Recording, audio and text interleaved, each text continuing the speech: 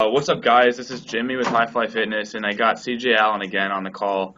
We're going to be discussing another topic that I think will be very beneficial to a lot of you who are not necessarily strength athletes but play other sports like basketball, football, soccer, and are looking to better your competitive nature and your competitive event via strength sports. So, CJ, I'm going to be asking you, how can we utilize what we have in the gym, the barbells, squat racks, everything that we know about strength training to allow those athletes to be better in their respective sports? Okay. I think the first thing to realize is that the principles underlying training for strength sports are going to be the same principles that are going to drive adaptation when you're training for other sports too. So that means you really want to focus on specificity. You want to make sure that the stuff you're doing is carrying over and having a tangible benefit to your performance on the field or on the court. You want to make sure that you're taking care of injuries and that you're avoiding injury wherever possible and that you're managing it when you've got it. And you want to make sure that the training that you're doing is appropriate to the goals and the amount of training and the frequency is appropriate for the work capacity and recovery capacity that you have. So really it's pretty identical just on the base of it. But what that looks like in practice is a little bit different depending on the sport. So as we've discussed a couple of times before, training in strength sports tends to be really, really basic. We have a very good opportunity in powerlifting, for instance, to make our entire training program focused around what we actually do on the platform. So that means that all of the specificity comes from just doing the lifts. Versus in a team sport situation like football, when we're training a football player in the weight room, clearly that's not directly specific to what he's going to be doing on the field. The only thing that's specific to football is playing football.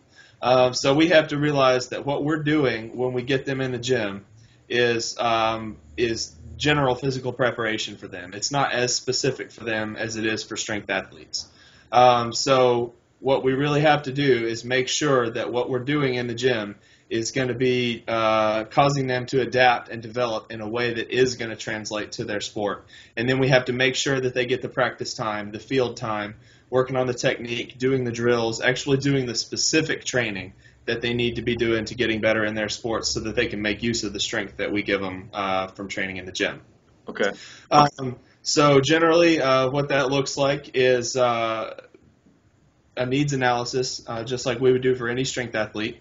You're going to sit the athlete down. You're going to talk about what sport they do, what position they play, what type of movements they do. Look at the video of them competing, of them playing their sport to get an idea of how they move and what their sport is like. And then you want to start testing them and figuring out what their movement deficiencies are, how strong they are in various lifts. And then you set out to create a program that addresses all of those needs. So one of the biggest differences tends to be conditioning. We don't have to do quite as much conditioning for powerlifting or weightlifting or strongman as we would for, say, a soccer player who's going to be running a 5K in every game probably. Yeah. So that's one way that it changes it, because for them, conditioning and cardio is specific to their sport.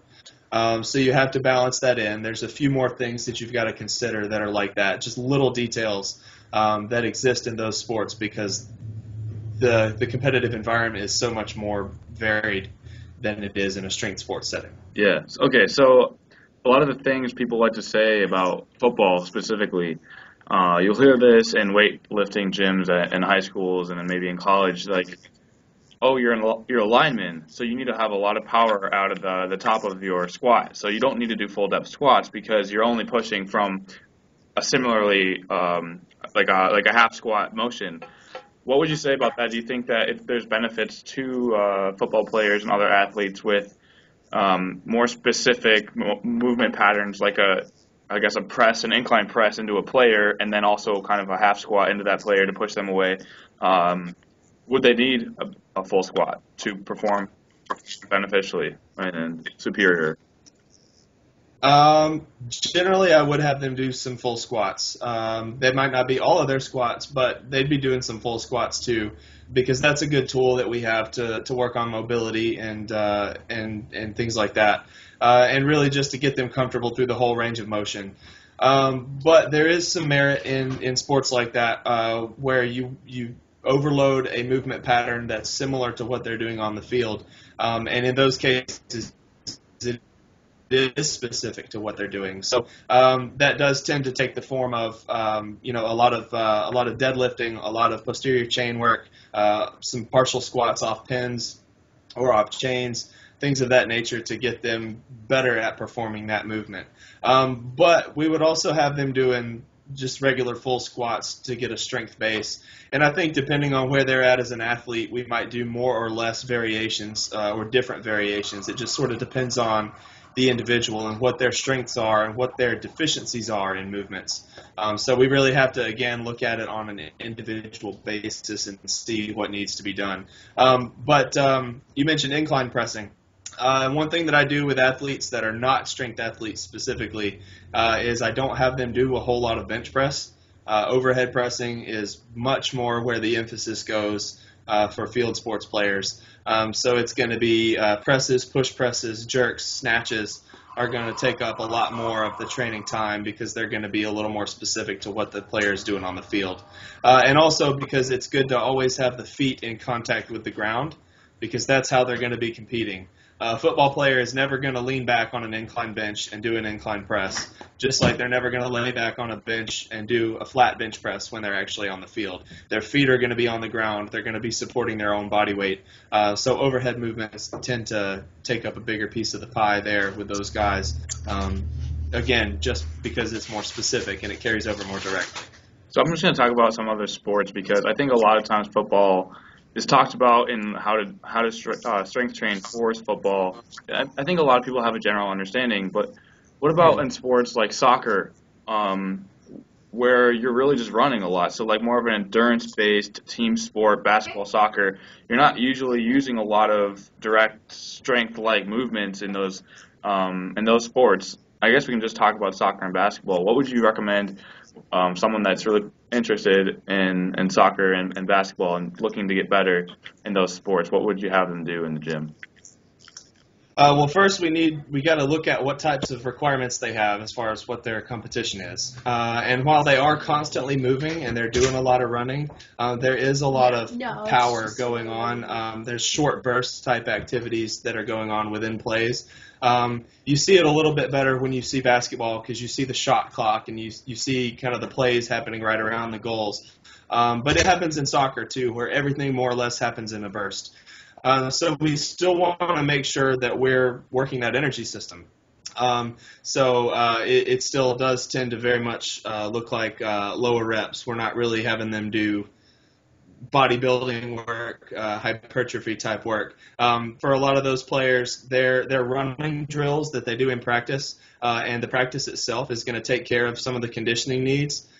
So when they get to the gym and they're doing that, we might have them do some drills to make sure their movement quality is good. But unless they have an actual deficiency in the conditioning, when it comes to the actual weightlifting itself, it's going to be more burst type movements. I like Olympic type lifts for soccer players and for basketball players.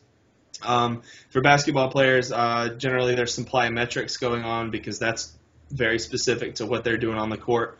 Might have basketball players and soccer players both doing some sprints at varying distances depending on what position they play and how far they're going to be running in any one given instance. So it's really just like we talked about with football. You do the needs analysis, you look at what the athlete does, what their position is, what their strengths and weaknesses are, and then you just attack that directly with whatever it is that you need to get better on.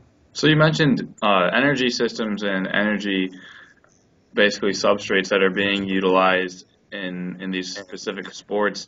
So how much does that influence a coach's decision to provide a certain exercise? And is a benefit to training, in the higher rep ranges with a different energy system being used, even though they may or may not be used simultaneously? Would there be a lot of benefit for high rep work in a sport like soccer, basketball, like you said? Generally, no. I don't really have any of my athletes doing a ton of high rep work. I have them doing it in some situations where they're getting rehab in or where hypertrophy is a goal. It's mostly, since the bursts are going to be taken care of by the phosphocreatine system, we're really going to work within that type of system. So you're looking at a single set might be from 2 to 10 seconds average length for your average set, of 2 or 3 snatches, for instance, or a double on box squats or something similar. So that's going to be the energy system that's most specific to where their burst activities are going to be happening. So that's where we would want to focus on. I don't see a lot of use in just giving an athlete sets of 20 squats, for instance, or sets of 30 lunges or anything like that. If we're going to go into that mode, I'm just going to have them do some running. I might have them do some sprints, but it's really not specific enough to the way that they're doing to the way they're competing to really make it useful. So a lot like the way that I do with strength athletes and everyone else, when we're working on exercises specifically to get stronger, we're going to do that. And so we're going to use those big lifts, the compound lifts that are going to have the most carryover, and we're going to do them in a rep range that is a little more specific to the types of durations that we see during those typical plays. So we're not really going to have them do a ton of high reps. But again, rehab work, or if hypertrophy is a goal, we might throw some in there depending on the situation. Yeah. It's all context specific. I know people probably get tired of me saying it depends, but it really does depend on every single situation is going to be a little bit unique to the other ones, and you have to do that analysis. That has to be the first thing you do as the coach, and everything else has to follow that. And you've got to always run it by the ruler of, does this make this athlete better at their sport? Does this address their needs? And if you can't answer yes to both of those questions with a given exercise, then it's a waste of time. Yeah, and a lot of people like to crowdsource their questions, and they have 8 million different answers. Nobody in that the answering the questions is even asking, what is your specific goal? What are your weaknesses? They're just giving you random things that they have happened to help them, where, yeah, that might have helped them, but helping each individual person specifically based on their needs to be addressed. And whether you want to coach or not, I think you need to address those individual specificity and context-dependent goals and needs. Yeah, definitely. And you can have a basic program, and in the context of a team sport, a lot of times I will take everybody that plays the same position and have them on the basic template, and then the accessories are going to be tweaked. The rehab work, the injury management is going to be tweaked to fit their individual goals. But they're all going to be squatting, they're all going to be pressing, they're all going to be snatching. Features like that are going to be pretty consistent. It's things like we talked about, pin squats or plyometrics, or are they going to do some work to rehab the ankle or whatever? That's going to be where we get really specific with individual athletes. Right. All right. So in summary, you guys need to stop asking the general public for specific needs, because you need to have someone specific answering your needs specifically. So, specificity everywhere. Yeah. Awesome. Okay. Well, hopefully you guys enjoyed this segment. Look forward to the next video. It'll be coming soon.